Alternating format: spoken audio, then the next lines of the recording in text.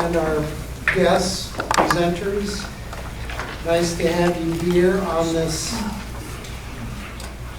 today, 3 days after the eclipse.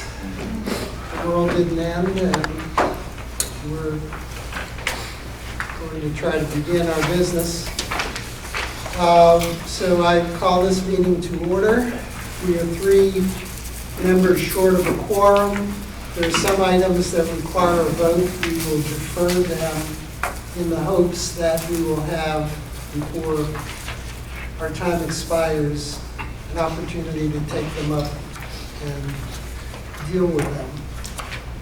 So, number 2, is everybody good with the agenda? I have 2 adjustments for the agenda. Yes, sir. All right, so for item number 6, focus on the climate pollution reduction grant. We are going to be focusing more on the public engagement efforts involved with CPRG, so I just wanted that to be noted, and that will also be included in the minutes for that presentation. And then the subcommittee has come together to discuss the draft bylaws. And I'd like to give a briefing on that on item number, or right before item number 10. So item number 9 or 10 and then 11. Okay, thank you. So if that is agreeable to everybody, if I hear no objection, then we will make those changes. Sounds good. Okay. Without objection, so ordered. Okay. Public comments? No public comments at this time. Nothing submitted. Is there anybody present who wishes to offer public comment? Okay. I was just waiting until season. Where's my gavel? Okay. So the summary minutes we will need to defer. Item number 5, the HRPDC, HRTPO summary report. Our liaison, Mr. McLaurin, will provide that. Absolutely. Before I go into that, I just want to take a moment to highlight our newest member of the CAC, Ms. Malia Amos. She's a resident of Portsmouth, and she works as the Director of Health Equity for the Virginia Beach Department of Public Health. Ms. Amos has 20 years driving data-driven institutional changes that prioritize equity to improve social determinants of health. Her experience in community capacity building, advocacy, equity-centered collective impact, and organizing has spanned the country, giving her a holistic approach to regional planning. She serves on the board of the Good Foundation, Portsmouth City Schools Parent Advisory Council, Advisory Council for Women Who Lead, and is a member of Zeta Phi Beta Sorority Incorporated. So we are very thankful to have you, Malia, join the CAC. Thank you.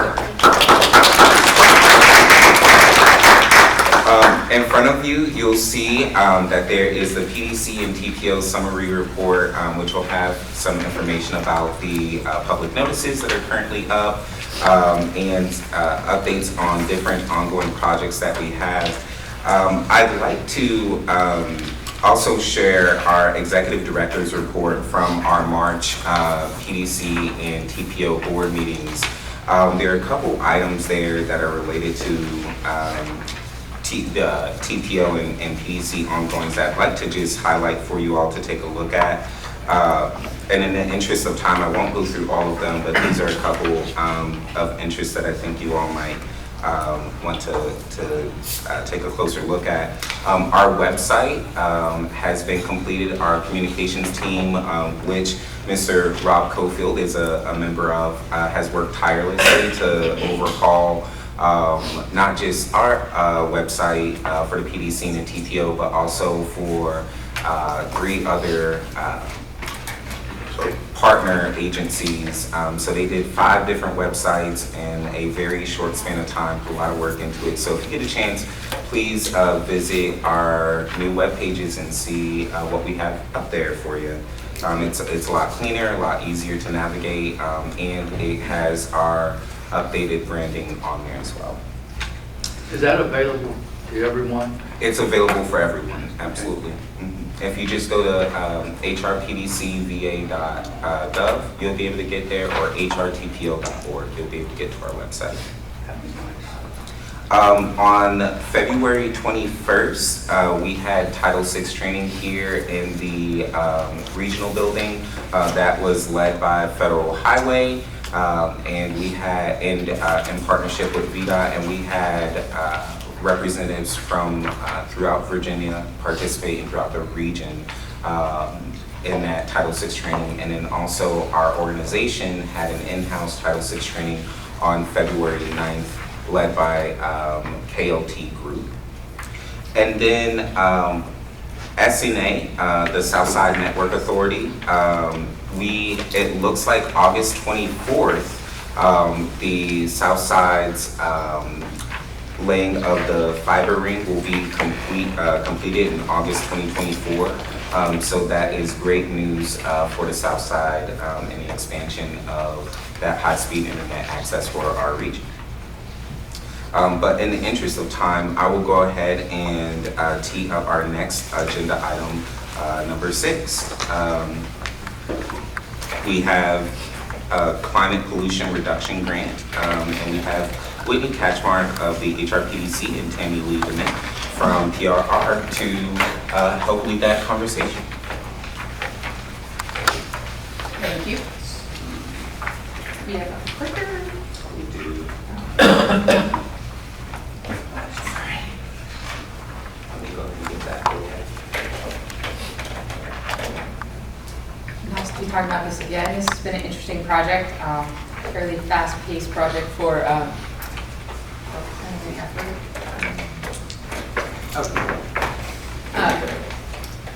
Thank y'all.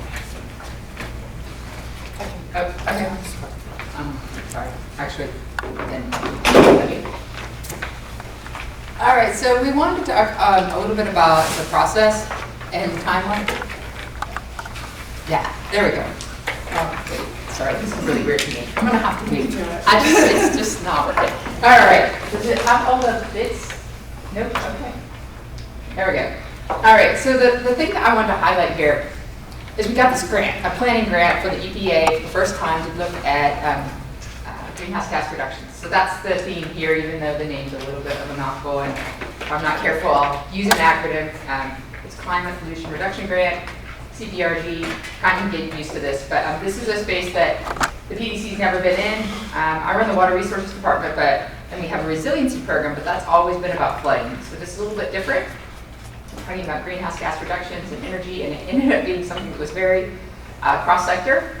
But we got this grant, and it's a 4-year grant. We got it in the fall, but it had some crazy timeline, and that's what I wanted to highlight here. Is phase 1 is to do a priority climate action plan, but we ended up only having a few months to do that. When you're starting from scratch, that's really hard. We weren't starting from a place where we had a lot of information about greenhouse gas sources in Hampton Roads. Most localities don't have a plan, but we rushed through it with ICF, which is a consultant, they're online, and then TL, she's a sub that was working with it on engagement. And it's gone really well. We turned in our action plan by the deadline, which was March 1st. And we appreciate we got some input from you. We'll talk a little bit about that. But then we had to turn around very quickly, and if we wanted to go after the second phase of money, it was an implementation grant. There's a $4.3 billion available across the country. We needed to decide what we wanted to ask for. And so we did put in 2 grant applications, one for Hampton Roads specifically, and the major components of that were trails, EV charging stations, and switching street lights out to LED lights. And we'll see if we get lucky and we get all the money, or part of the money. That was around $93 million ask. And then we had a second application where we collaborated with the Northern Virginia and Richmond regions, and that was more focused on doing energy efficiency upgrades to housing.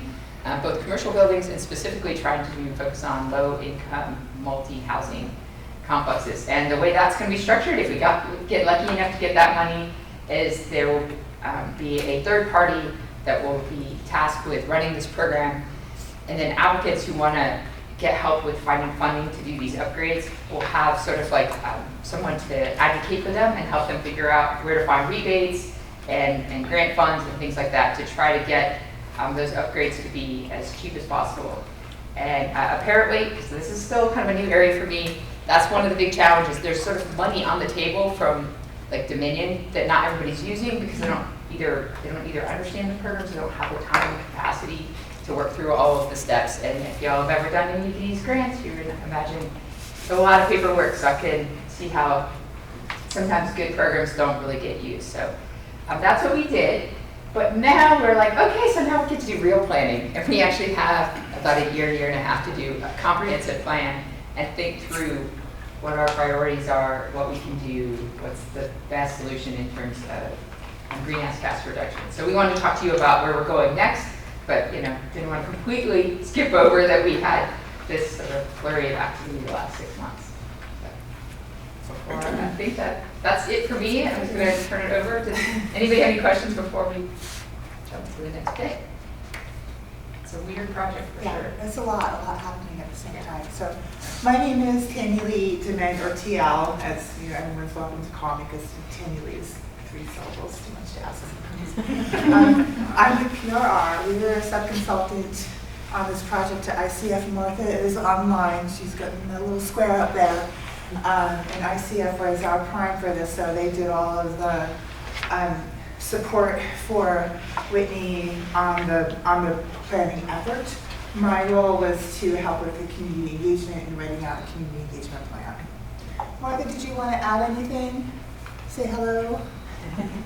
Hello, but I don't think I have anything major to add. Whitney and Teal, you covered it very well. So during the first part, right, the development of the priority climate action plan, we had a very small window to do some public engagement. So during that time, we connected with the steering committee of local representation from all the Hampton Roads localities. Their role was to provide that local context, let us know what some of their project priorities were, what their measures were, and what they were thinking about.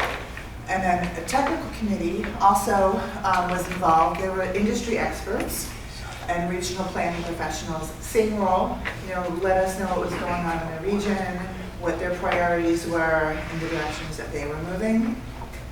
And of course, you all, right? So we had engaged. We presented, I think, at one of the meetings earlier. Martha and I were online, and we wanted to make sure that you're all involved so we can ensure that some of the voices that aren't typically included in these types of planning processes were heard. And so that was the early PCAP development. We also, during that time, created a survey and shared out with you all and the steering committee and the technical committee, asked them to tap into their networks. What we heard during that survey priority was that these 6 priorities came up as focus areas, and we ranked them in the order that they came into us as priorities. So the first was transportation and mobility, right? How will people get around the region?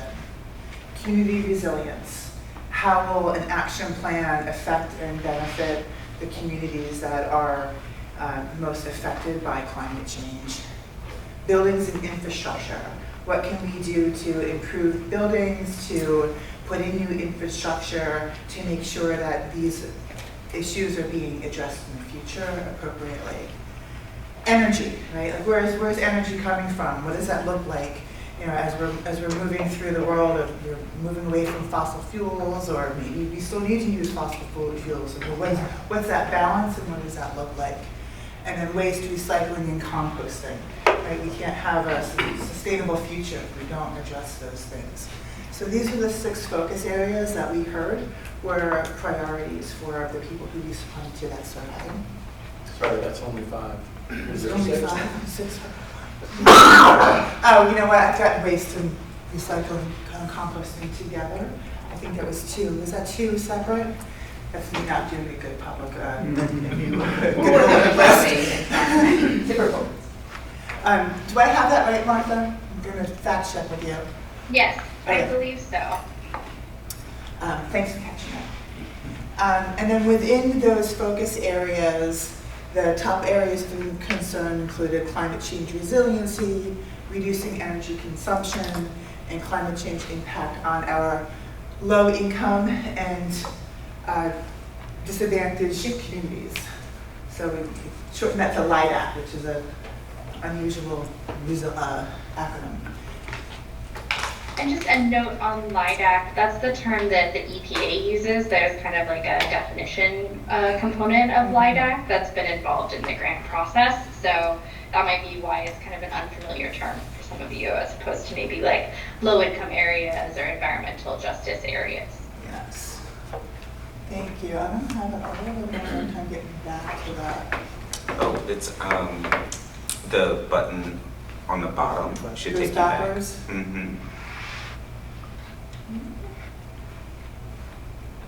Okay, there we go. So, where that lands us is in our next steps.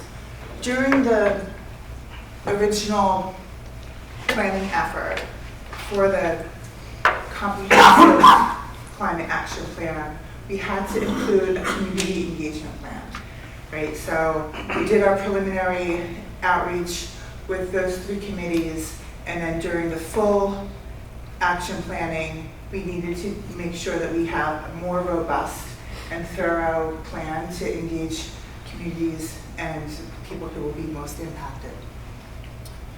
So we wanted to make sure that the plan included engagement activities that will provide flexibility over time, right? So shift if we need to shift, if we're not hearing from people who we need to hear, how can we make that flexible to readjust?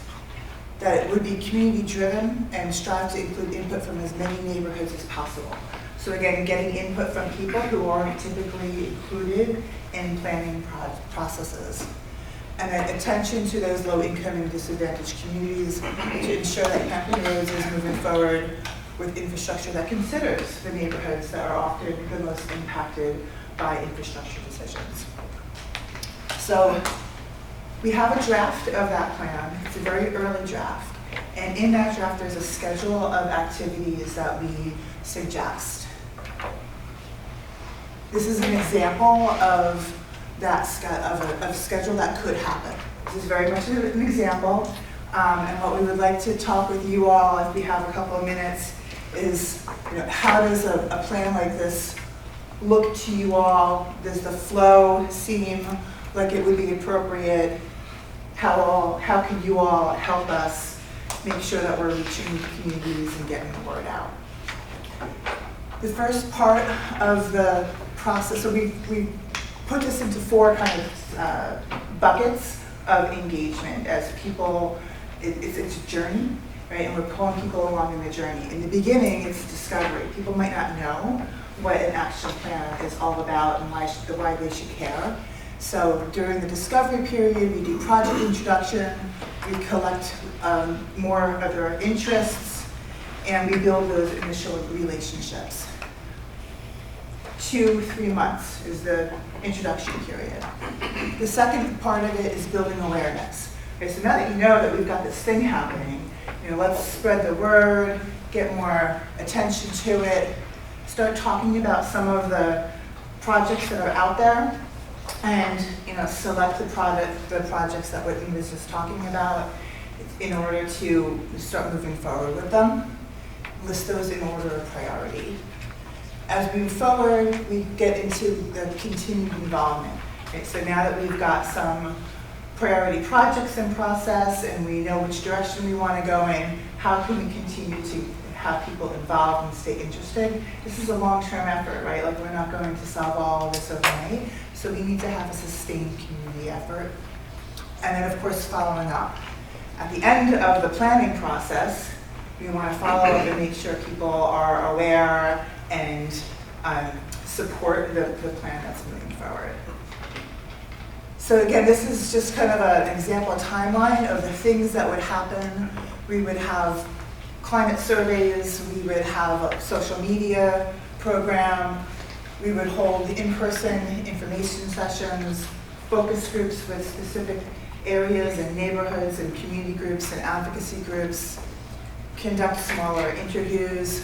We do these things called event pop-ups, and those are really important to go out into the neighborhoods, meet people in their neighborhoods instead of asking them to come to a larger community meeting, because not everyone is comfortable in that venue. And then go to other community meetings, what community meetings are already out there in the world and existing, or we could be presenters at. And then holding things like online open houses for people who don't have the time to go to a community meeting but may connect to us online.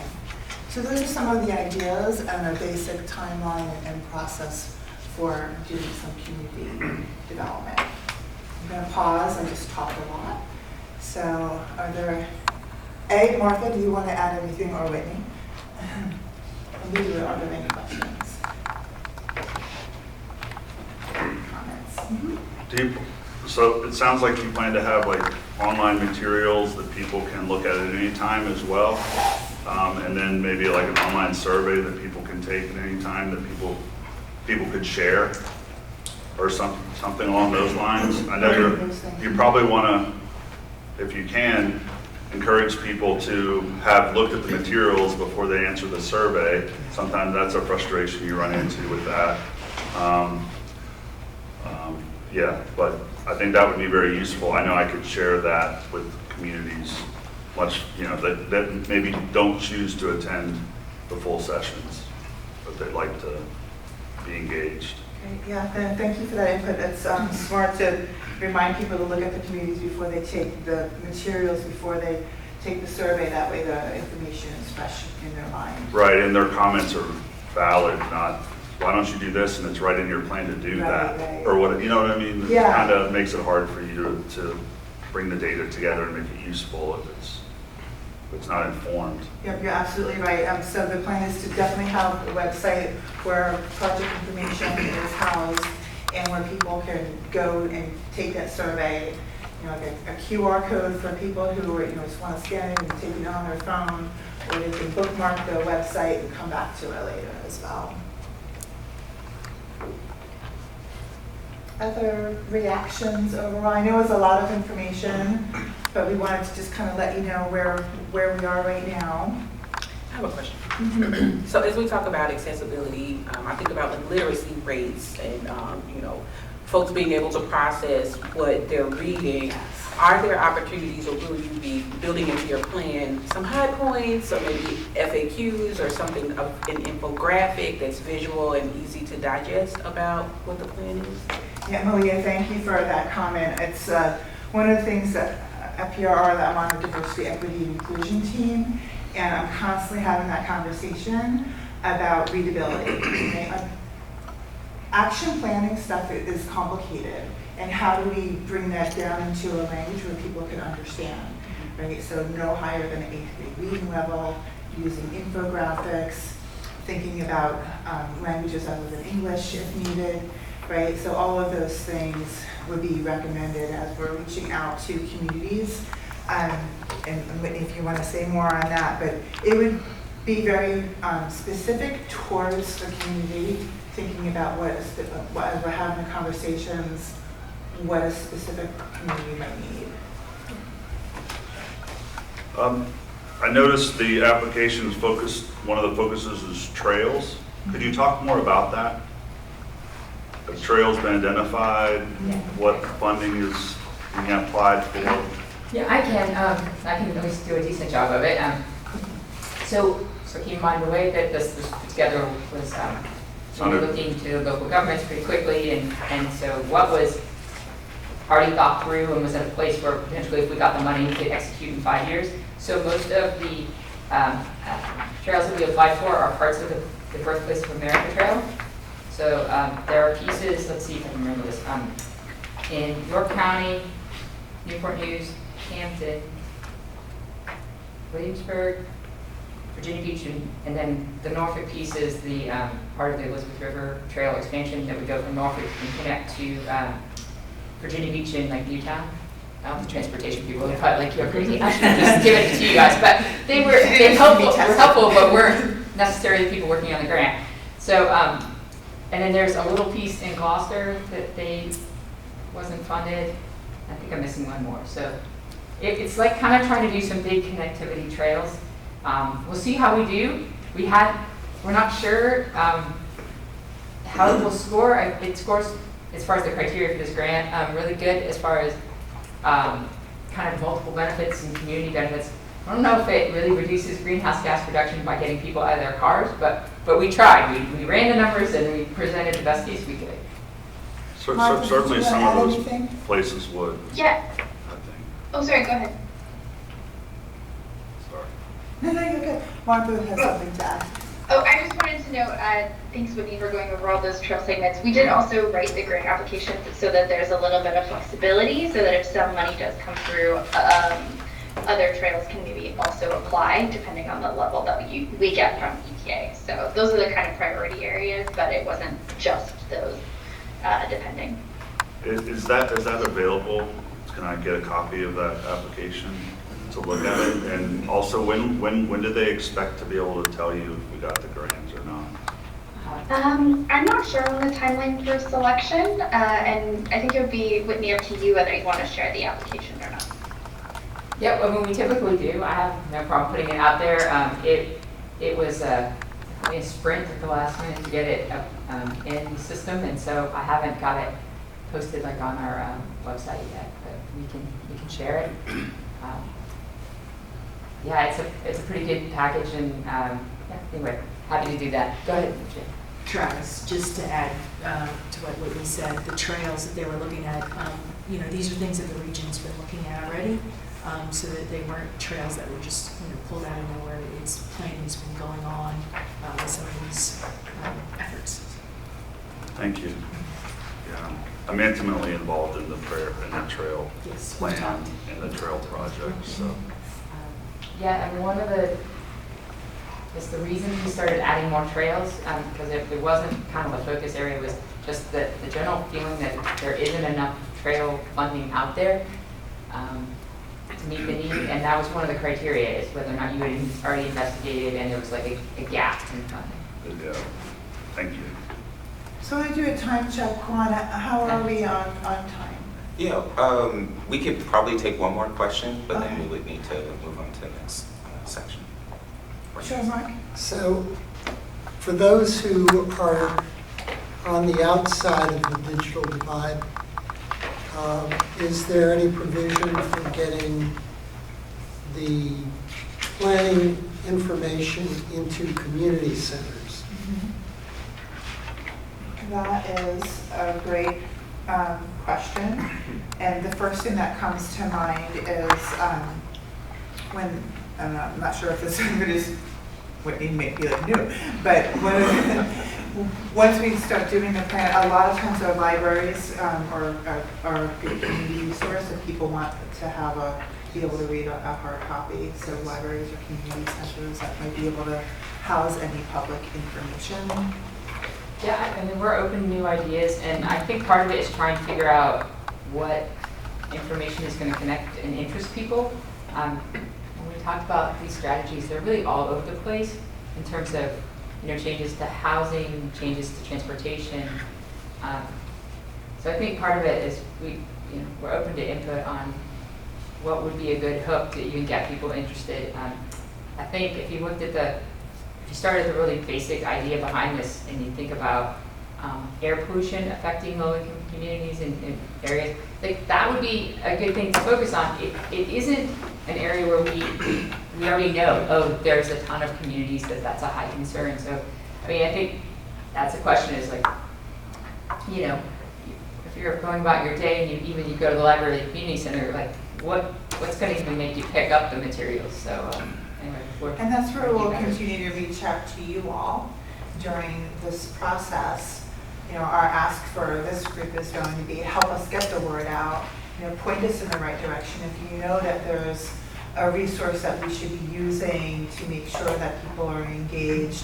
You are all in contact with your communities and know the right organizations and the right people to reach out to. So we would ask for that kind of support. So by way of follow-up, I was very pleased to see in Portsmouth's fiscal year 2025 budget provision for a mobile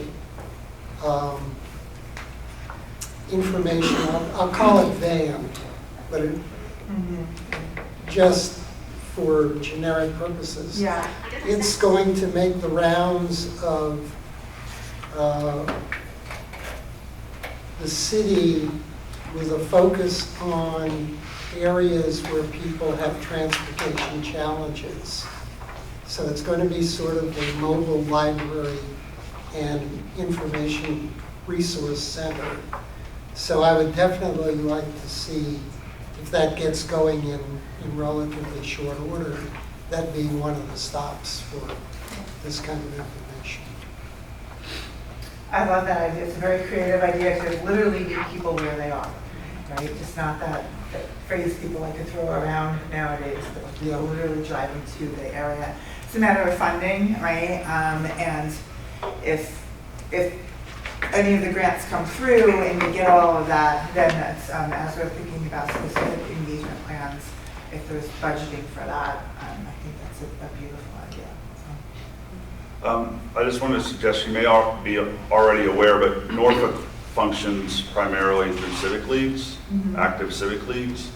That would be and there are a lot of them, so I don't know what you could do, but that is an area you would want to consider engaging citizens of Norfolk, because that already structure exists. People already come to those meetings, and you could raise awareness there if you felt it within your scope and abilities. I'm not as aware of how the other communities, cities function, but yeah, and to get the surveys out to them so they can share with their membership. With all of their membership. Yeah, for sure. That's a great reminder. Thank you. I don't want to derail the rest of your meeting, so we will continue to be in touch as this progresses. Martha, did you have anything you wanted to add? You're good? Okay. Thanks so much for your time and for letting us to share our process with you. Thank you. Thank you for taking the hike from the Metro DC. Thank you. Oh, sure, yeah.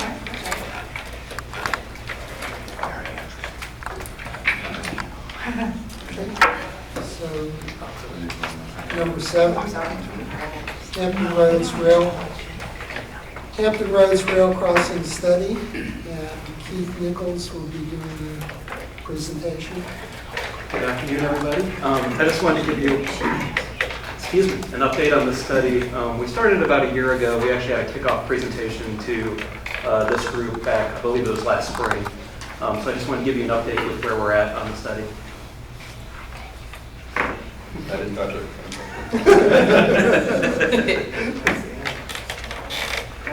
Sorry, it's a presentation. Yeah. Any questions?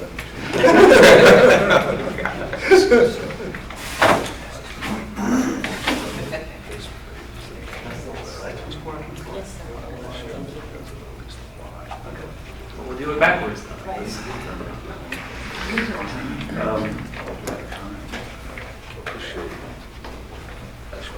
Thank you.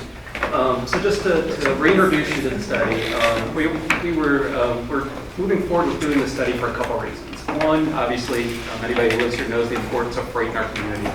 The port is the 3rd largest container port on the East Coast. So, we have a high number of trucks, high number of trains that pass through our region, interacting with all of us going about our daily lives. But another reason we wanted to do it is because in the IIJA, there are new federal funding sources, including one specifically that looks at rail crossing study, or rail crossing improvements. And I'll talk about that a little bit on the next slide. But ultimately, as part of the study, we wanted to go ahead and create an inventory of all the regional crossings in our region, and also prioritize those crossings so that we can better position ourselves here for these new federal and state funding sources that are out there. So just going quickly over the main new federal program that's out there. It's called the Railroad Crossing Elimination Program.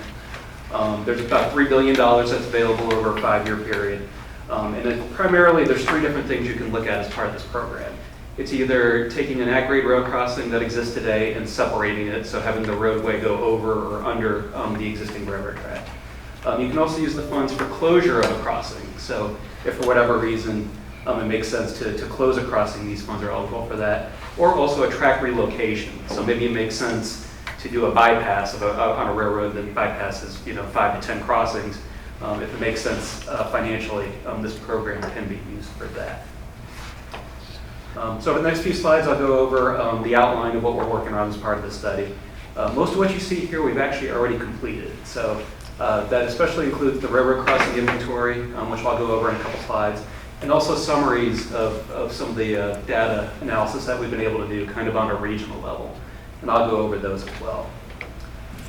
One thing that's been added, I believe since the last time I spoke to you, is we had a conversation with city managers, a couple city managers, and this was around the time of the East Palestine derailment up in Ohio. And they raised a concern, particularly for areas in their cities where there might be only one way in and out of their particular neighborhoods and it crosses a railroad track. So there's a couple examples I have up here. One on the left is Norfolk, just south of 264. There's an HRT crossing there, but the only way in and out of that neighborhood is to go across the HRT tracks there. On the bottom right, that's around Bowers Hill, right around Chesapeake, Portsmouth City line there.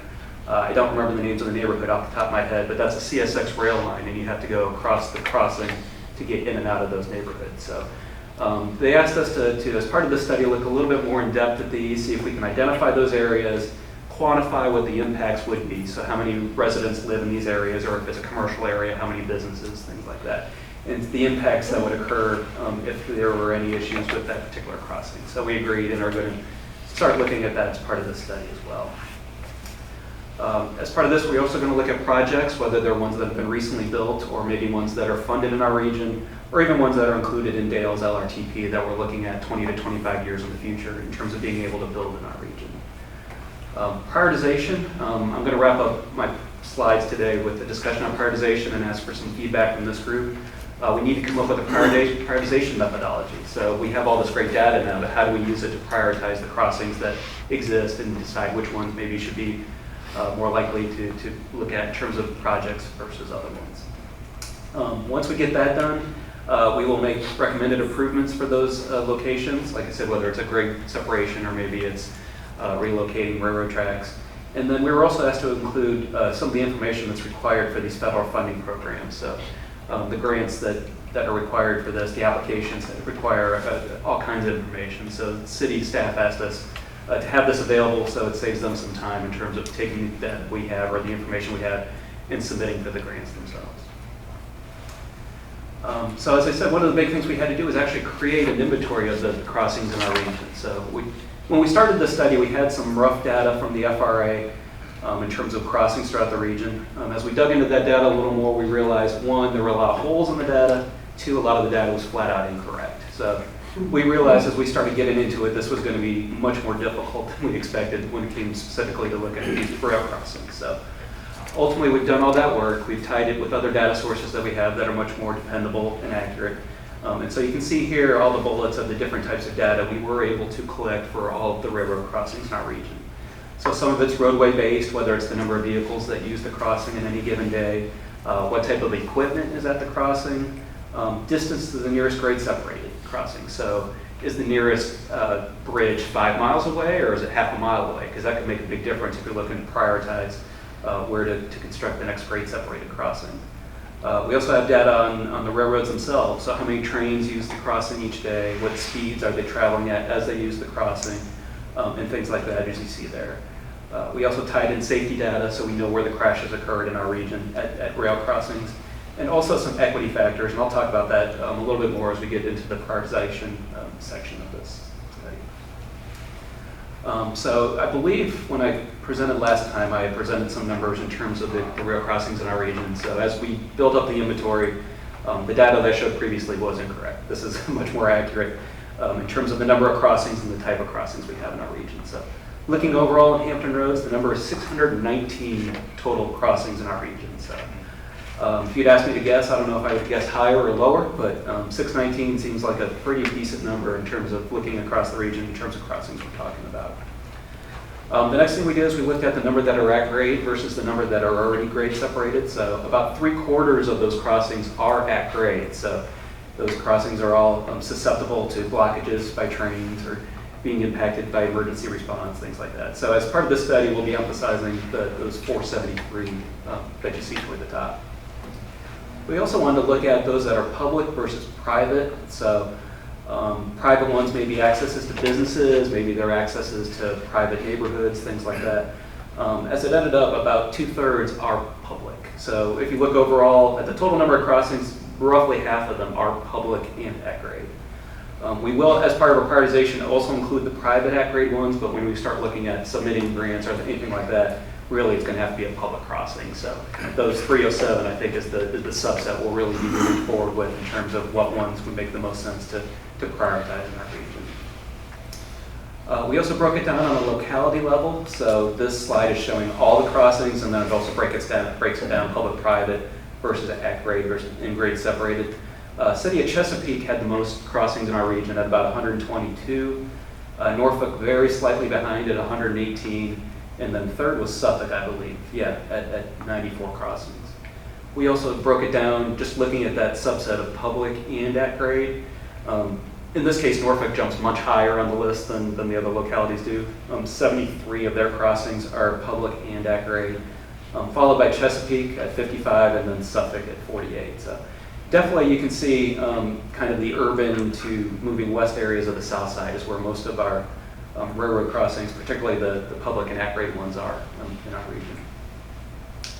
We also look to see who owns those railroads. So the two big, what we call Class 1 railroads in our region are Norfolk Southern and CSX.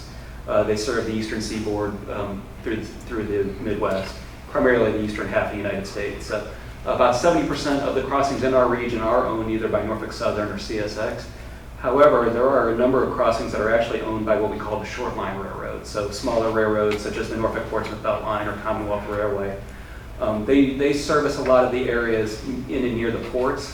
For example, Commonwealth Railway goes from the main lines in Suffolk and serves the Virginia International Gateway facility in Portsmouth. So very important, these short lines in terms of what we call last mile service to particularly the ports, but any of the industries in our region that uses these railroads. We also looked at safety. There really aren't that many crashes that occur in any given year at our rail crossings. The severity, of course, is quite severe. So usually these crashes aren't going to involve serious injuries or fatalities, but just looking at 2022, we had 5 total crashes throughout our region in the whole region for the year 2022. Recently, that number really has varied between 5 and 10 in any given year, but it's interesting. If you look, to the last decade, or actually 2 decades ago now, if you look at the 2000s, you can see how much higher that is. If you go back even further to the 1990s, it's even double what we were seeing in the 2000s. So if you look at the trend, it's decreased year after year after year in our region. So definitely good news in terms of that, but we do still see about 5 to 10 throughout our region in any given year. Chief, why did it go down? We think a couple factors. One is there have been improvements, whether it's lights, gates, things like that. The Commonwealth has made a big priority in making sure, particularly as you get into more rural areas, that those type of infrastructure is in place. But it's also just advertising, word of mouth. Just if you think back to the 90s and 2000s, even 2010s, there were a lot of public ads that were out there in terms of, here are the impacts if you cross, don't do them. Stay alive, don't drive across the tracks, things like that. So just kind of thoughts that each of those has a little factor in it, but there's probably other factors I'm not thinking of. But yeah, it's definitely good news on that front at least. So in terms of how I want to wrap up today, I did want to have this conversation with you in terms of our big next step, which is the prioritization methodology. So basically all that data that I showed you earlier, we have available for every single one of those public at-grade rail crossings and the private ones as well. And now we need to decide, how do we want to use this data? What weights do we want to provide to it in terms of prioritizing our crossings? So, HRTPO staff took a first crack at this, and we've been sharing it with various stakeholders here over the last month to get their thoughts on it. But basically, we've broken it down into 6 categories in terms of our draft methodology, and that's the roadway, primarily through traffic volumes, safety, as I showed you, roadway characteristics, so it's really the type of roadway we're talking about, train volumes, delays that we're experiencing at those crossings, and then area factors, including equity. So this was the first crack we took, and I'll start with traffic volumes, but these are the proposed points that we assign to each of these, largely due to the amount of information we have in each one, but also somewhat due to the importance of it. So starting with, let's say, traffic volumes here. We have information in terms of the existing daily volumes at each one of our crossings. We also are able to model the future volumes, whether it's for our major roadways, we can get it from Dale's travel demand model. From lesser used roadways, we can use growth rates, but we can come up with future volumes for the year 2045 at each of these crossings. And also looking at trucks because of the importance of freight in our region. We really aren't able to easily measure future truck volumes, so all we have is the existing data. So this is one way we thought that we can incorporate that in there. And then these are the weights we would apply based on the number of vehicles, these different thresholds that we're showing here. Can I ask a question? Sure. Just being from Baltimore, and with the recent catastrophe of the bridge collapse, I'm just curious, do you think that there might be an impact as things are distributed to other ports? We have had conversations with the port on that. There definitely will be an impact at Norfolk. We know, for example, CSX, who is the primary shipper through Baltimore, they're shipping a lot of their rail through New York, actually, to move forward. Norfolk Southern is kind of diverting it. Some of it, they're going through the Northeast, some through Norfolk, some wherever they can go. But CSX, it sounds like it's primarily going through New York. So in terms of rail, we think the impact won't be quite as big as expected. In terms of truck movement, if you look at our ports, roughly 60 to 65% of the freight that goes in and out goes by truck. We think we'll be much more impacted by that in the number of containers that go in and out of our port by trucks. Now, fortunately, and I'll use that in quotes, freight volumes have been down on the East Coast over the last year. They're down about 20% from the peaks that we saw in 2021 into 2022. So the port here in Virginia will be able to handle any additional freight that goes through there. It won't be as big a problem. If this had happened last year, it would have been a much bigger deal. But with that 20% drop, they are able to handle the capacity a little better. I don't know if it's possible, but it occurred to me that we're counting volumes of vehicles, but really what's important is how many people are delayed, which is what you're trying to, but a school bus or an HRT bus has a lot more people in it than a car that's typically 1 to 2 people. So adding some factors in to account for HRT routes, school bus routes, other buses, it means that roadway is more highly used. And when I was thinking through it, I was thinking about because I live near Hampton Boulevard at one of the worst crossings in Norfolk, and that is backed up all the way, 6 blocks at times of 3 lanes of traffic of cars. I was like, well, how many people are delayed by 20 minutes?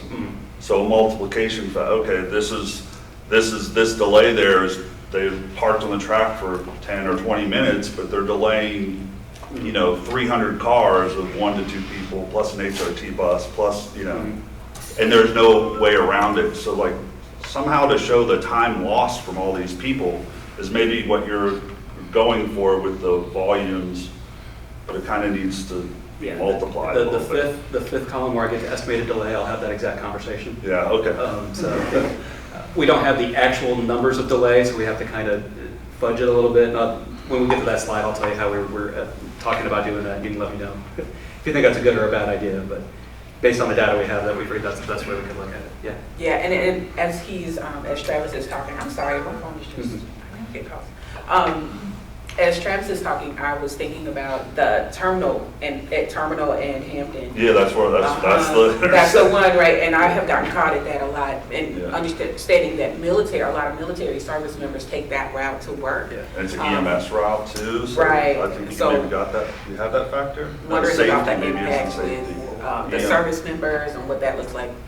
EMS and fire route, major route for police. Yeah, actually, on So my there's last all slide, those- sorry, on my last slide, I do have a question on EMS, because I wanted to have that conversation with this group, so, yeah, we'll definitely get to that question. Yeah, excuse me, any more thoughts on traffic volumes before I move on to safety? I guess lastly with the buses, I'll press again for the HRT buses because that tends to be a DEI issue as well, not exclusively, but to a large extent in Norfolk. It's typically your lower income populations using those, and if they're only considered one vehicle, you're underestimating the value and the. And we would have information in terms of the number of buses that would use, basically we get the data in 15 different vehicle classes, one is bus. So for our major roadways, we can pull out that information and say, out of these 5,000 vehicles per day, 20 are buses. We wouldn't have any idea how many are on that bus, whether it was a school bus or an HRT bus, but we could give priority to a typical bus has X number of people and just do an estimation on that. Right, that's what I was suggesting, is just, use an educated Sure. guess. Yeah, as long as it's one of our major roadways, anything that's collected by VDOT, we would be able to estimate that. Sure. Thank you. There's another aspect of this. Movements of trains, are not random. There's a lot of planning that has to go into them. And it would seem that with the technologies we have today, we ought to be able to devise an early warning system so people could stay away from a crossing where there is going to be activity predictably. My locality had actually applied for a smart scale grant to do something along those lines, but I think we could do it in a more systemic way if we brought all the right people together to devise something. And actually, a couple things I want to add to that. One, Norfolk also had a similar project. It's in the Ward's Corner area. I'm not sure what the status of that is, but it was smart scale, very similar to Portsmouth recommendation. And actually, the Hampton Terminal Crossing, they do have that early warning system. There's a texting service. Now, it's actually run through the port because they have to manually let trains in and out. So anytime they're ready to do that, they send out the text alert. So unfortunately, that methodology really wouldn't apply, unfortunately, up and downstream. But it is something that at least helps with that crossing in particular. We do have a meeting of our operations group in June, and we are having somebody come from a technology company that provides that type of information. That can provide early warning systems for train crossings. So we're going to learn about that then and see how we can apply that on a regional level. So it'll be interesting to learn some of that. Keith, I understood, and I might be wrong on this from somebody in Norfolk Southern, that the railways don't want to necessarily advertise when and where their trains are going to be, and so that's why some of that information is not available. Correct. Railroads in general are loath to share data or information of any type, but yes, in particular there, whether it's security based on what's on the train or just for their sake, they tend to try to keep a lot of that information out of the public view. I've got several apps on my phone here. One of them is tells where FlightAware tells where every flight in the world is right now. It's live. Another one of the boats tells exactly where every boat in pretty much the world is. In fact, right now, the boat going to Gaza from America went from Fort Eustis to the Azores, spent about 4 days in the Azores, and I get all this from my phone. It's public knowledge. Now it's in Crete. Probably about a 4 or 5 day sail to Gaza. But again, that's information that's publicly available. I've tried to find the same thing for trains, and they don't do it. Right. Yes. And I can just tell you, in my 25 years of work here, I can get data on just about anything. Railroads is always the toughest. Has been 25 years ago, is today. So basically, we have to do the best with what we can. Otherwise, I don't know what to say on that, unfortunately. What's the problem? They are private companies that do not need by law to share that information. A lot of the data we get in transportation, whether it's roadways or airlines or anything like that. A lot of it has a public aspect to it, whether it's through FAA or, like I said, any of the traffic counts we get, that's collected by, public agencies. The railroads are private. And a lot of the conversations we had with them, I'll sum it up as just saying, we were here first. We don't have to share that. Yes. And we've had that conversation with them before, so. It's not a Hampton Roads problem, let me just say that. It's a nationwide issue. Yeah, it's nothing specific to here. Thank you. Now, it used to help, I'll just add that when Norfolk Southern used to be based here, we had relationships with them, which helped. So we were able to work with Norfolk Southern on certain things. Now that they've moved, that has become much more difficult. But we do have relationships with the short line railroads, and they've been very helpful. But as I showed you, 70% of it is Class 1, so it becomes more difficult when you're dealing with them. So moving on to safety. There were a couple different ways we were looking at including safety. One is the number of crashes at each location, as I discussed earlier. As I said, there's not a lot of crashes, so even the location that had the most crashes in our region over this 22-year period was 5. So once again, not a lot, very small sample size, I guess you would say, at each of these. But there is information that the FRA puts out what's called predictive safety. So based on number of trains, number of vehicles, the design of the rail crossing, et cetera, the FRA does produce a number that they predict based on all those factors of the number of crashes that could be expected to occur at each of these crossings. So we decided that that's definitely information that'd be good to use in here, and actually thought that would be better to put a little more weight on it, just like I said, because of the small number of actual crashes that occur. Predictive safety might be more dependable in terms of using that. In terms of looking into the future, what could you expect the number of crashes to be at each of these different crossings? So this is in our draft way of thinking of how we should incorporate safety.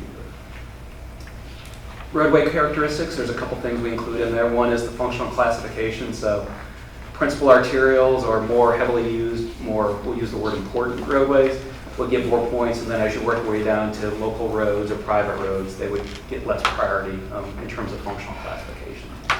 This is also where we would use that information I mentioned in terms of where is the closest grade separated crossing. So if a railroad crossing is adjacent to one that is grade separated, we would give it fewer points than one where you have to go 5 miles out of your way to get to a grade separated crossing. Train volumes, we do have the existing number of daily trains, and we are able to get a proxy for the number of future trains, largely based on the expected growth of the port. They share all that information, and also their expectation of what the split will be in the future in terms of truck versus barge versus rail. So we are able to come up with an estimate of growth in future trains and give a number on that. I had a question on your train crossings there. Thinking back to Norfolk, when Terminal Boulevard, when the Hampton Boulevard crossing is crossed, the next closest crossing is usually also crossed. Mm-hmm. And sometimes the next closest to that is also crossed. So just because it's within a mile and a half, you still can't use it, so. Yeah, and we're using grade separated. So if the adjacent ones are also at grade, then those don't count.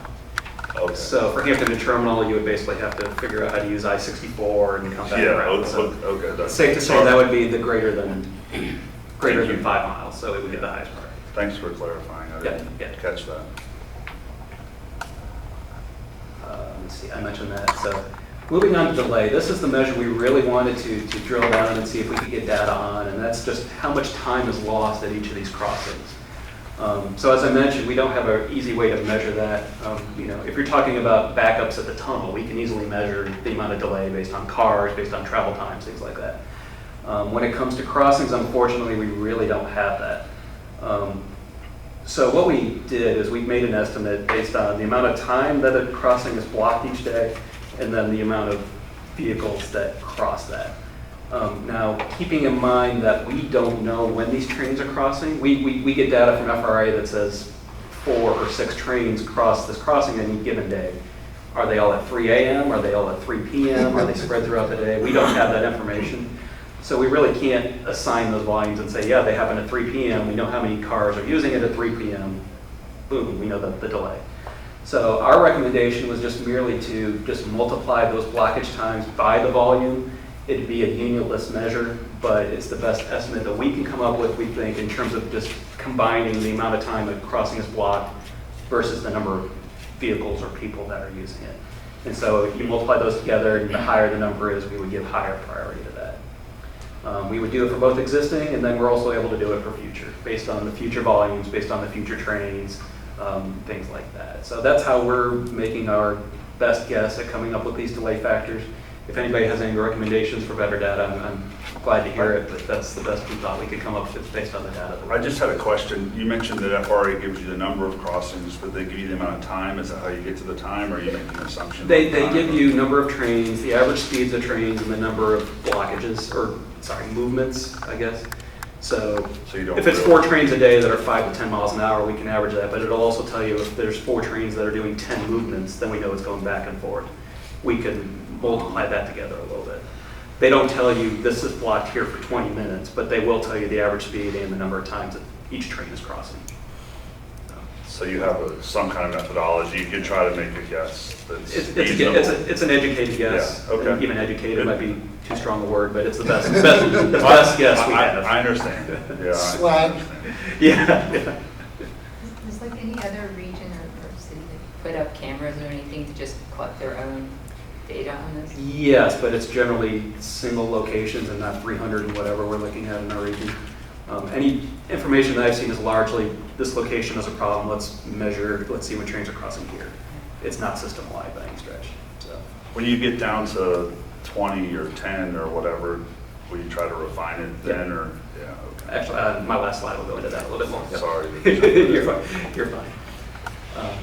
The last factor we included here was area and equity factors. So that information I described previously in terms of city managers discussing those areas that could be blocked, these neighborhoods that can be blocked. We do want to give priority in some form or fashion to it, so we did include that as an area factor. And then also equity factors. The federal funding that I mentioned at the start of this, equity is a big factor as part of it, so we definitely want to include that in this. We have a couple of different ways we recommend. One is the USDOT disadvantaged community information. They recommend using that as part of these grants, these federal grants, sorry. But we also have our own methodology. We used to call it environmental justice factors. Now, Gail, please correct me if I don't have the exact right term here, but our HRTPO transportation vulnerable community factors. So these are measuring different factors of equity, and the higher numbers that this particular area meets, the higher the priority it would get. So you can get up to 9. There's 9 different factors, so if you meet all 9, you'll get 5 points. Keith, do you mind just expounding a bit on how, specifically for our region, how we have certain areas that may be isolated by rail, that first subcategory that you have up there? It was the description I did. I don't want to rewind too far back, but those maps that I showed you talking about the Chesapeake Portsmouth neighborhoods, things like that. We did an analysis using our GIS of the whole region to determine which areas are isolated by these single road crossings. And so any of those particular crossings, we give it a yes. If there's an isolated area on the other side of it, there's no other way in and out of that area other than that crossing. If there's multiple ways in and out, it would get a no. So I'm trying to remember the number off the top of my head. I want to say it was in the 70s in terms of number of areas in our region that are isolated. So that would be essentially 70 crossings out of all those that I showed you that this would be a problem at. I think that's the number. So like if, for example, if an emergency situation came up and there was a train there, they would have to wait until it was safe to cross. Yep, exactly. That's derailment's one issue, like you saw in East Palestine, but the bigger issue might be just a train moving by in an emergency response situation. Even if it's 5 minutes, that could be the critical 5 minutes. So that's a big reason you want to give priority to those. Absolutely. Thank you. Yeah. Great conversation so far. Just a second, I'll open it up if there's any other. Based on our discussions, though, one factor that came up that we haven't included so far is emergency response. This would probably, if we included it, we would have to look at the locations of fire stations or other places where ambulances are housed, hospitals, things like that. It would be difficult to use actual routing, what routes ambulances are taking, but we can use proximity to fire stations and hospitals and other locations like that as a proxy. The closer you are, the higher number of points. It's the will of this group as well, if we should look at emergency response. And otherwise, I just want to open the conversation if there's other thoughts on the measures we're using or any of the weights we're using. If it's something you think is too high or too low, or if there's any other factor you can think of that we didn't include. I do want to mention, we did go through what other areas are doing. The state of Ohio, after the East Palestine incident, did create their own prioritization methodology, and a lot of the factors you see here are included in that. But we did quite a bit of research, and a lot of these factors were based on that. But emergency response is kind of the one that we really wanted to hear from different groups on and see what the thoughts were. I don't think I saw a real analysis, and this may be a deeper dive than you wanted to go, but what is the cost to address the problem? Yeah, and as we prioritize them, we want to do that. Say, these top 10 or top 20, what is the benefit cost of that? Right, because you've already accounted for how much of an impact it has, but then what's the resulting net? It would be an inverse proportion to fix the problem. You're exactly right. What we're measuring here is impact, not benefit cost. It's impact. Once these are the ones with the most impact, that's where we'll go through and assess those factors. And this crossing might be number one impact, but in terms of benefit cost, in terms of scoring the grant. Yep. Exactly. Yeah, I'm definitely for the emergency response as some type of factor.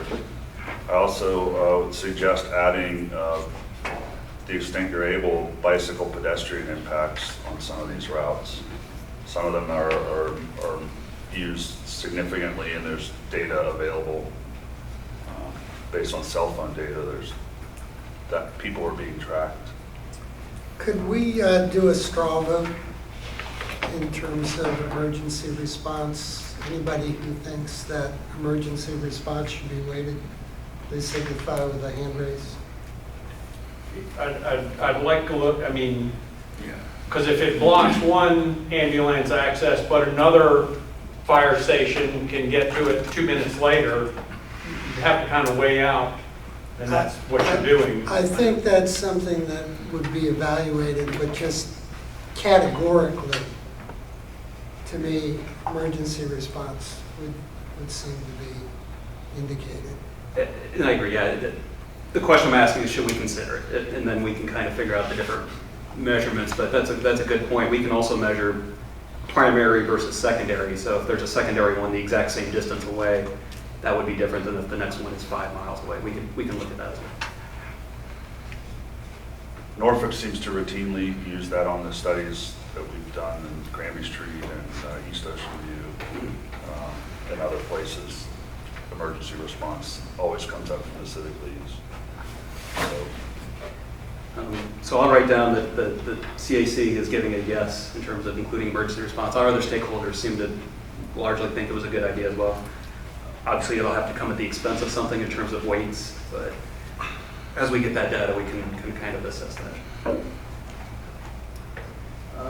Before I wrap up, any other thoughts on any of the measures or any of the weights or anything? I do want to mention, and I have my email on the last slide, we're taking comments here for about another week or two, and then we're going to start combining all the comments we have from all of our stakeholders. So if you want to email me any comments or questions, please do that, like I said, over the next week or two, and then we'll take all that feedback and feed it in and start making changes to the methodology. I did want to mention next steps, though. As I mentioned, we're meeting with all the various stakeholders, so thank you for your time and your feedback in terms of helping us make this study better, especially when it comes to prioritizing our crossings. Once we do come up with the methodology and finalize it, we will produce a list of the prioritized crossings in our region. And then we want to take about the top 10. A lot of that's going to be based on the data. I think maybe it makes sense to include 12 or 13 just because 9 through 13 are all roughly the same rank. We'll go higher than that, but roughly around the top 10. We want to take that information and then go into much more detail. Is to do a benefit cost, figure out what the best type of improvement would be for that location, what would be the cost, any other information that we can get for those specific locations. We do want to produce one-pagers for all these locations, so our elected officials will have that information, and we think that'll help in terms of trying to get additional funding. Last bullet I have on there that for the aim for the study completion, we're aiming for late summer to fall. That might be a little optimistic. As I put that together, I forgot about our coordination with the railroads themselves as we talk about these locations, because we will need to try to get in touch with the Norfolk Southerns and CSX as we start looking at improvements and get them involved. So I'm beginning to think that's probably optimistic if we need to get the railroads involved. But that's our initial goal right now, is to have a rough draft done by that timeline, and then we'll share it with all of our stakeholder groups at that point to get feedback on the study. Do you have a question over here? Yes. You mentioned the top 10, maybe not the top 13. Is there one or two right now that really stand out above everyone else? I have not looked at the list, so I can't tell you that. I know historically Hampton at Tremont has always kind of ranked the highest. It's in our LRTP, our fiscally constrained LRTP, so it's in there. It's not a cheap project, which is part of the reason why it hasn't been funded, but historically that kind of has been the number one priority in our region, just because of the amount of volume, the number of trains, the speed of trains, things like that are using, the importance obviously to the Navy of that crossing. But that's historical. In terms of what we've come out with this study, we don't have any.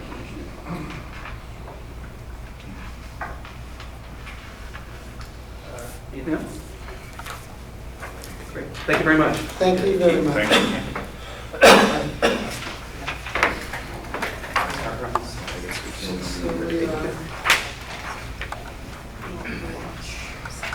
Thank you. So, item number 8, long-range transportation plan update. Ms. Dale Stitt. Thank you, Greg. I feel like I need everyone to get up and stand and stretch and maybe do like 10 jumping jacks or something. Are we good? No break?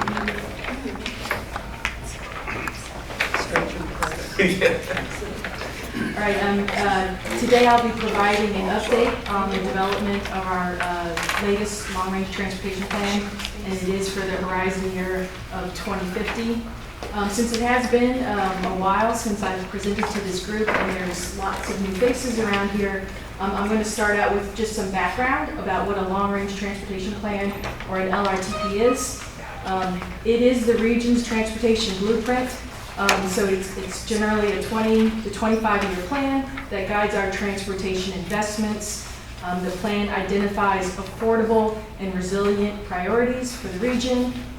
It includes input from the public and various levels of the government and regional stakeholders. We do have to update it every 5 years to account for changing priorities and conditions. This graphic on the right just shows high level how we update a long-range transportation plan. So essentially, we're assessing current conditions, then we forecast growth, assess those future conditions, we evaluate and prioritize, and I'll get into this a little bit later, but we do that with various scenarios. And then we have to identify funding because our long-range transportation plan isn't just a wish list. We have to demonstrate that we can actually afford to fund the projects that we're recommending. This is kind of another way to look at what I just said. So, we can identify transportation needs across the region. That could be our wish list. Again, we can't afford it all. Historically, our identified needs are like 70 or 80 billion, and we typically can only fund 10 to 15 billion in a 20-year time frame. And then if you sort of move over to the right, that's our actual construction funding program. So the long-range transportation plan is that bridge in between. What do we need versus what we can actually afford and move towards construction. It's important to note that any project that is regionally significant, that's that very important type of project that Keith was mentioning, any regionally significant project has to be included in the long-range transportation plan before it can advance to construction. And then we often get asked, so what type of projects are included in the long-range transportation plan? Because again, we can't list every project. There's too many that's going to be built over a 20-year time frame. So we're looking at those regionally significant ones. So in terms of roadways, these would be the major roadways, whether it's a new connection or whether we're adding additional capacity in terms of a through lane. So not just making a road going from 10 feet to 12 feet, but actually adding another lane of travel. Same with our bridges and tunnels. These are our major connections. And those projects are intended to alleviate congestion or increase reliability. In terms of public transportation, we don't include necessarily bus replacements, but new routes, new fixed guideways, those have to be included in a long-range transportation plan. And then we don't technically have to list bike and ped projects, but because our long-range transportation plan must be multimodal, we do include those more regional bike lanes and pedestrian multi-use trails within the long-range transportation plan, like that Birthplace of America Trail or the Southampton Roads Trail, Elizabeth River Trail expansion, etc. So Can when we we ask a question? Sure. With the picture of the light rail, that one, are we doing anything with that? I know you've got the Hampton Road Transportation Planning Group that basically runs that, but do we have anything to say about that? Are we trying to do anything? It was a big brouhaha about the extension into Virginia Beach, and I guess it never occurred. Right, and I will say that's not our light rail, so that's just an Oh, example, but I know that, but yes, but representative. yes, so when we update our long-range transportation plan, which is done cyclically, every cycle we do get comments and suggestions from our stakeholders and even directly from the public that talk about expanding and extending the light rail. So currently there are studies looking at extending it to the Norfolk Naval Base, even Greenbrier. Portsmouth recently expressed interest, and we don't necessarily say it's going to be light rail.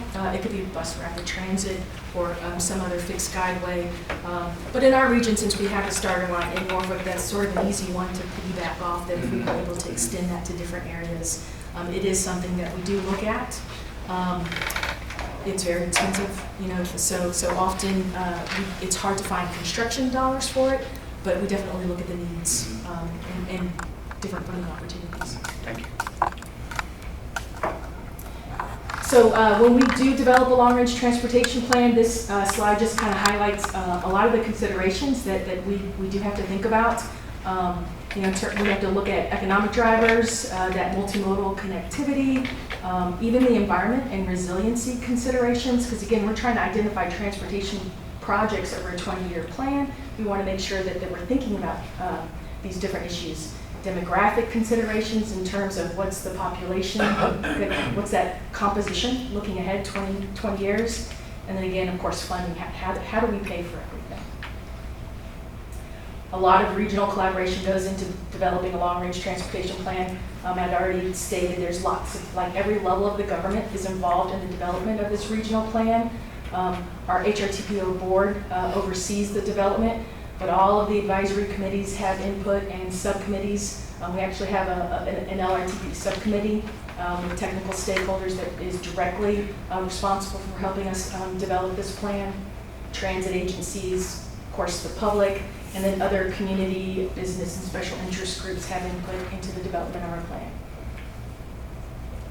So our current long-range transportation plan has the horizon year of 2045. That was adopted by our board back in June of 2021.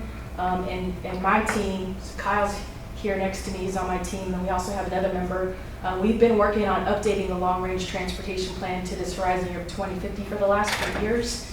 It must be adopted by our board by June of 2026. This slide is just to show that we do have a framework for developing our long-range transportation plan with several milestones. And we're about halfway through our planning milestones. A lot of these efforts are being done in parallel with each other. Some of my later slides will actually kind of dive into some of these different tasks that we've either accomplished or are currently underway. To our 2050 long-range transportation plan, this slide shows our specific approach for this LRTP. We try to, as an agency, every time we develop a long-range transportation plan, is make it better than the last one. So we do use exploratory scenario planning, which I have some slides that talk about that a little bit more. We have a very robust project prioritization tool that's composed of 70 different measures. We evaluate projects by different categories. And one of the things, we've been doing this considering resiliency and vulnerability and equity, but we want to do a better job. So we're making sure that when we're evaluating transportation projects that we put a little bit more analysis and weight in terms of resiliency and vulnerability, and that equity is the lens in which we evaluate all of the different measures for projects that go into our plan. So 2050, when we start thinking about that, there's so many different things, so many what ifs, right? Like we think about what's going to happen with the military over 20 years. What about the port? How much is it going to grow? Working from home considerations. What does that do to our workforce? The fiber ring. What does that do in terms of what types of jobs will be in a region or where they'll even be located? sea level rise, resiliency, storm surge events. These are things that we have to think about when we're trying to plan transportation so far out. And of course, what does that transportation look like? You have autonomous vehicles. We've seen drone deliveries, like micro transit buses that are also driverless, and of course, flying cars. That's talked about. Like we could be the Jetsons. I don't think in 20 years, but it's things that we have to be thinking about. So that's why we do exploratory scenario planning. And essentially what we're saying is when we're looking out 20 years, we really don't know what's going to happen. So let's not try to predict one future. Instead, we look at multiple plausible futures. Because there's these clouds of uncertainty, technology, the economy, the environment. There's so many things that we just don't really know, enough about. So the graphic on the right is a simple way. It's not like we're trying to hit the bullseye. We're just trying to cover the dartboard with a range of possibilities to consider for future transportation. And another way to look at that is, we've always done this baseline. That's how we develop our long-range transportation plan in the past. We have a forecast for that horizon year of population and employment, and then we plan our transportation around that assumption. So we still have our baseline. The baseline is developed on locality comprehensive plans. It's essentially business as usual. But with exploratory scenario planning, we add 3 more plausible futures. And that we're saying, okay, let's use these 4 different ways that the region may grow to stress test the transportation system. So when we get all of our candidate projects, we're actually evaluating and ranking each of those candidate projects across these 4 scenarios. And what that gives us is the most robust and resilient projects to be able to say, these are the ones we should invest in as a region. Of course, to do all this takes a lot of outreach. A lot we've already done. We have plenty more to do. We've had surveys to help us with our vision and goals and scenario planning, some of which this committee has taken part of and has helped get the word out about some of our surveys. We have different applications on our website. We're doing a school outreach program as a part of this long-range transportation plan. And of course, we have our traditional reports and meetings. One of the new things that we did is virtual public involvement is a big thing. So we set up essentially like an online open house. We call it our LRTP metaverse. So a lot of information about our LRTP is in this 3D rendition where someone can just come in at any time and interact with different information about the long-range transportation plan. If we have an active survey, they can take the survey at that time and click on different things to learn about where we are in the plan development. So these next few slides will just high level show you what we've done and what we have underway. Back in 2022, our board approved the official population and employment forecast for that 2050 horizon. For the last few months, we have been working with localities to say, okay, we're saying that you'll grow by X number in terms of population employment, but where is that actually going to be within your locality? So that's, we call our transportation analysis zone allocations. We've also identified the vulnerable communities. Keith made mention of this. We used to call this environmental justice factors. We changed it to transportation vulnerable communities because the 9 indicators that we're looking at specifically are trying to assess those transportation vulnerable populations within our region. In terms of equity, it could be different indicators if you're looking at water resources or something else. But for transportation, we looked at 9 particular indicators that say we feel like these people might, if they have these issues, experience barriers to mobility. We're currently have a draft vision and goals for our long-range transportation plan. One of the things, because we have a very robust technical process, is to simplify the message. So we used to have a vision statement that was like a paragraph. Nobody reads that. So we're trying to just very simply say, we want to plan transportation for all, right? And that could look different. It could be reliable transportation for all, safe, connected transportation for all, and just simplifying that message. And then 6 main goals that you see on here. We'll have more detailed objectives on how we want to try to reach these goals in our planning process. With our scenario planning, we do have our draft scenario narratives We've actually got some comments, from this group and from the public.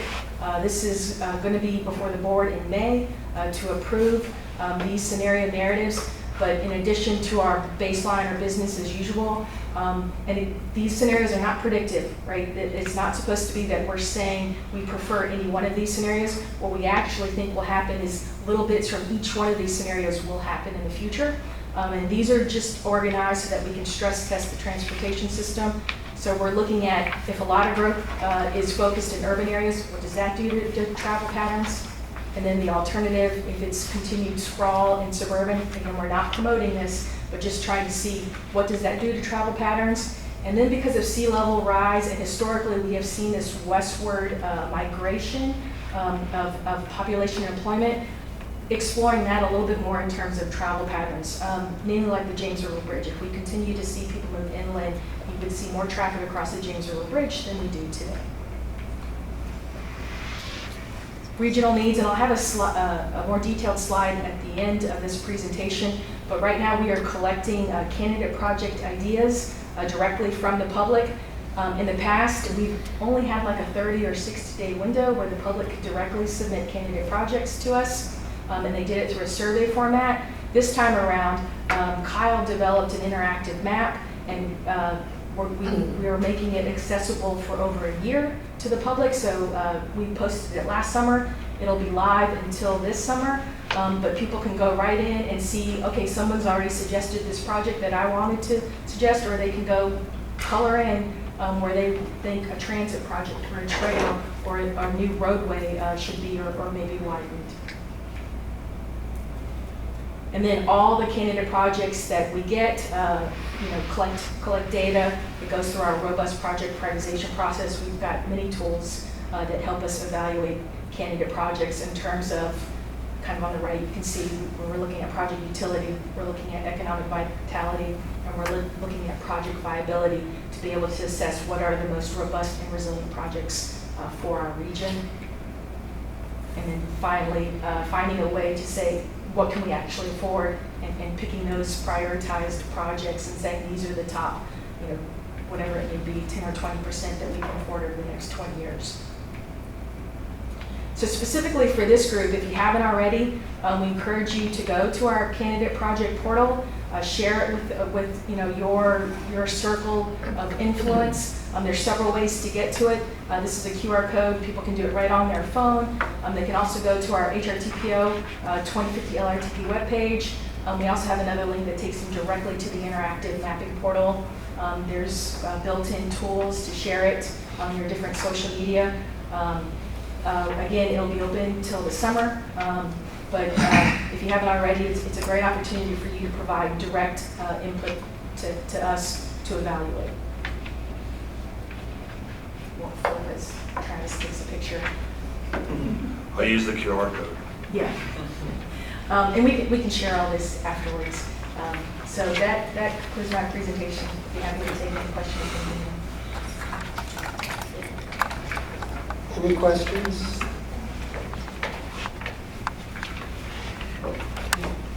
Thank you, Thank Deb. you so much. The candidate project portal, I think, will be extremely helpful just for our group. I know a lot of times we ask the question, beyond our input here, what can we do? This is a very tangible item that we can not only provide direct input into, that, as you just heard from Dale, will impact our transportation planning over the next 25 years, but also you can share it with your respective civic leagues, with any other community-based groups that you are a part of, and get their feedback. Encourage them to look into the LRTP. Many people may not be familiar with what a long-range transportation plan is, so we're counting on you to also be those ambassadors and share with your communities, with your groups, and to share this portal.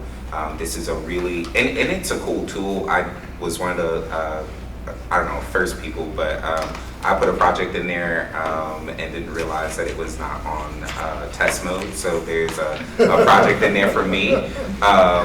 But this is a great opportunity for us as a group to really engage with this tool.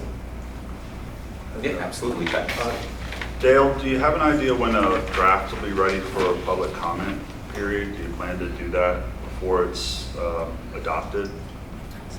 So for the long-range transportation plan. Yeah, will there be a draft and public comments on the draft, or?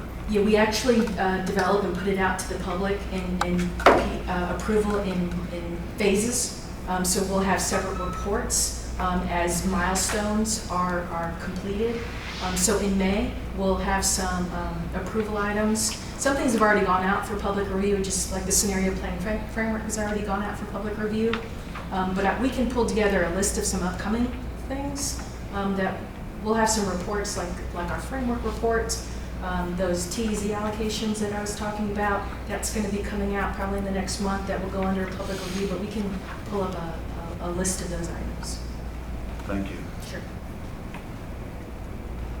You don't.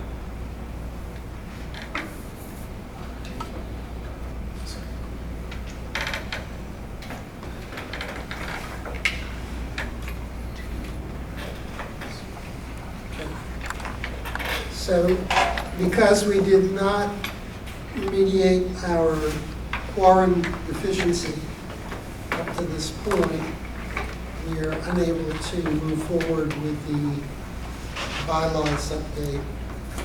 I would like to make everybody aware that our subcommittee has continued to meet on the first Friday of the month. And we have been putting together different recommendations for the body as a whole to review and hopefully approve. But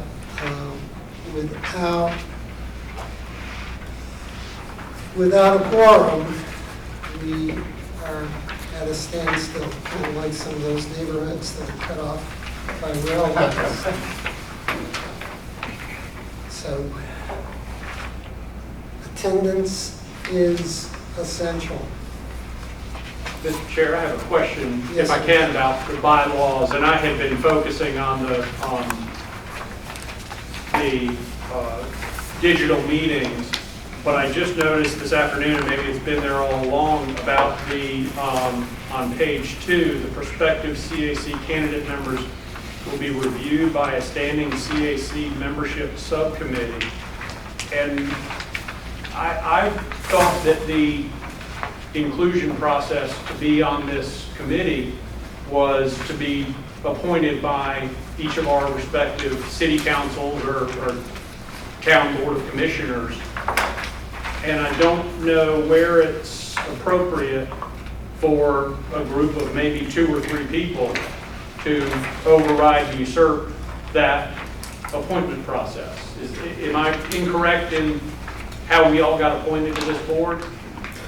No. I filled out an application to be on it and then was told it had to be approved by our Through the city council. The mayor. Right. So you're not incorrect. You are correct. That has been the methodology used and continues to be the methodology until such time as changes are made. This is one of the proposals from the bylaws subcommittee.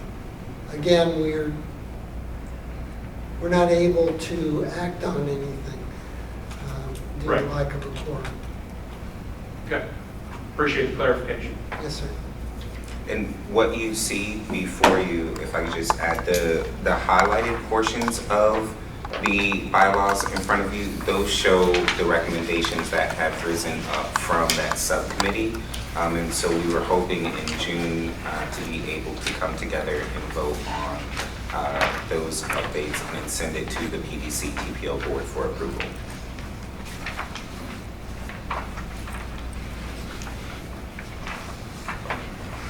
So you have an A or a B. I'm sorry.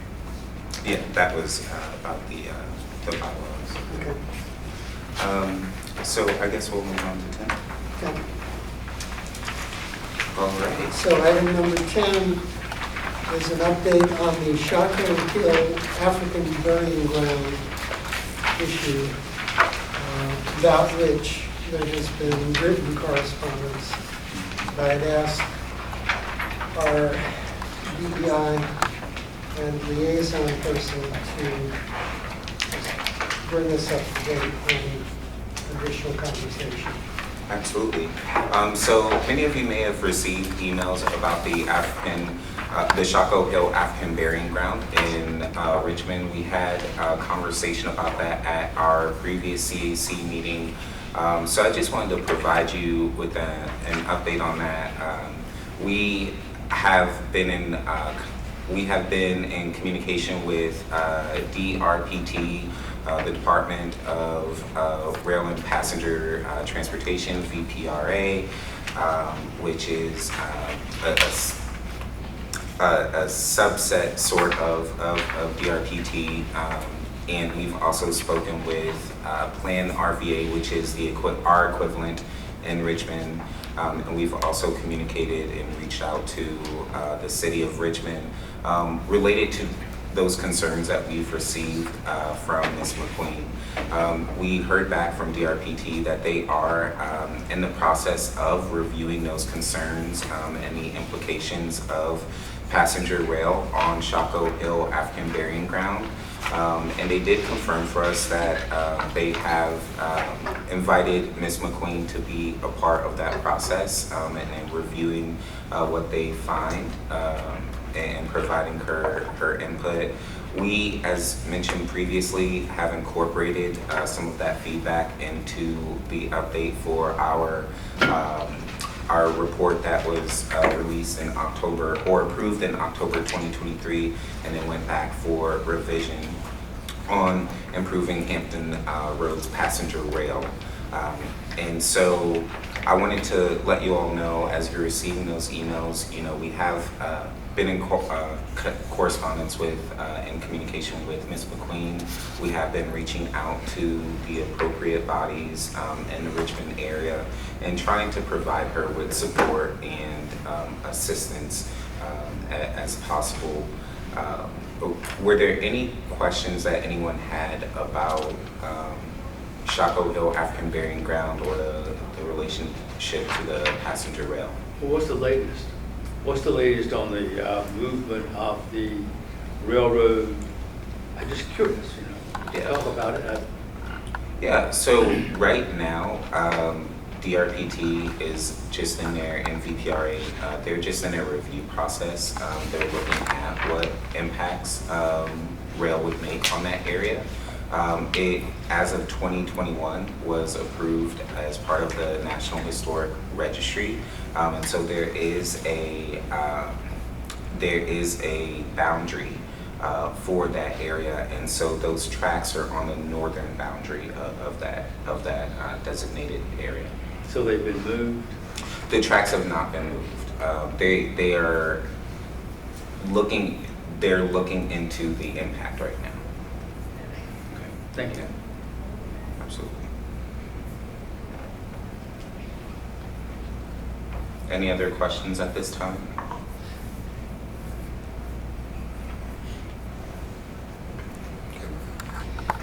Item 11, next meeting. As our calendar runs, we have the practice of meeting the second Thursday of even number of months. And so the next meeting is scheduled for June 13th. Did I say Thursday? Okay. June 13th. Next. Old and new business. If I can, I wanted to let you all know the subcommittee, as part of one of our conversations, we talked about doing a bit of like a CAC member mixer at the conclusion of our June meeting. Through our conversations, it's become clear that you all don't actually get, outside of this room in this space, get a chance to really connect with each other, know what sectors you're in, or what communities you're in, and really be able to exchange information. But also in bringing additional CAC members and who may be interested interested, being able to give them the opportunity to connect with us and ask questions. So there'll be more information coming forward about that, but I just wanted to put that on your radar that at the conclusion of our next meeting, there'll be an optional mixer for CAC members to participate in.